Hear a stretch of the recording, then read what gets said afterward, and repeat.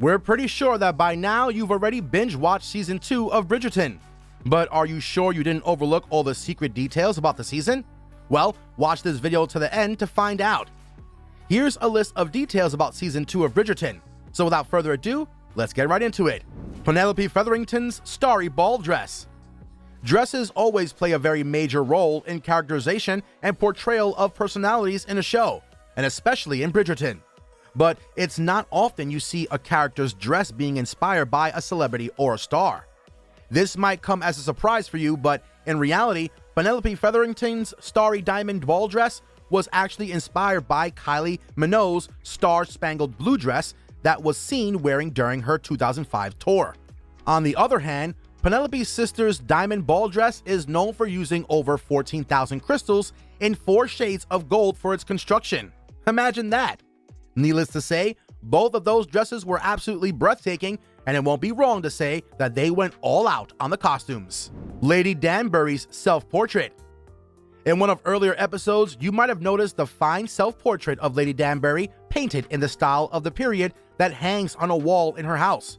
The interesting detail about it is that the artist who painted Lady Danbury's painting also stood in for Lady Whistledown in different shots, where you can easily see her fine calligraphy and handwriting. Is that a coincidence, or is there a deeper connection to that we're not aware of?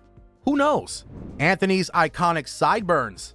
If you watch both Season 1 and Season 2 of Bridgerton, take a minute and observe Anthony's profile. What difference do you see? Well, the sideburns, of course. In Season 1, Anthony had sideburns that were quite prominent and played an important role in portraying the character's personality.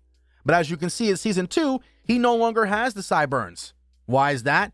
Well, some would say that this was the transition from being a careless and aloof party boy to a man who's serious about his marriage and his future. It's really interesting how small details like these say so much about the characters and the plot itself. You just need to have a keen eye. Pall Mall scene. Another interesting thing that you probably did not know about is that the famous Pall Mall scene in the show is actually based on Julia Quinn's, who is the author of Bridgerton, childhood memories of playing croquet at her grandparents' house. Because it meant so much to her, the cast of the show was encouraged to play the game for real so that they were able to capture a sense of competitiveness, fun interaction between the characters. Some of the actors, though, yes, Luke Thompson, we're looking at you, decided to have a little too much fun and broke 2 mallets during the shoot with his overexcited and overpowered swings. Dialogue on the dance floor. All the dances that were done in the show were actually considered to be dialogues, so the choreographers were directed to pay close attention to that. It was supposed to be like communication without words. So Kate and Anthony's heartfelt number at the Hearts and Flowers Ball was based on an almanade, which is an 18th century dance. It was chosen because it incorporated various arm movements, and that gave the dance a unique kind of heightened sensuality. So, if you felt a rush of different emotions while watching the scene, it was completely planned and intentional. Each actor having their own horse in the show. Now, this is something you don't see happening every day. Actors grew so attached with their horses throughout the season that they demanded for the same horse in the next season as well. Yep, you heard that right. Many of the same horses had to return for the filming of Season 2, as many actors started liking their steeds a little too much. For instance, Jonathan Bailey, or Anthony as most of us know him as, rode a black Spanish Frisian horse named Jack, whereas Simone Ashley, or Kate, was seen on Nirvana, a Spanish bay horse. Fake food.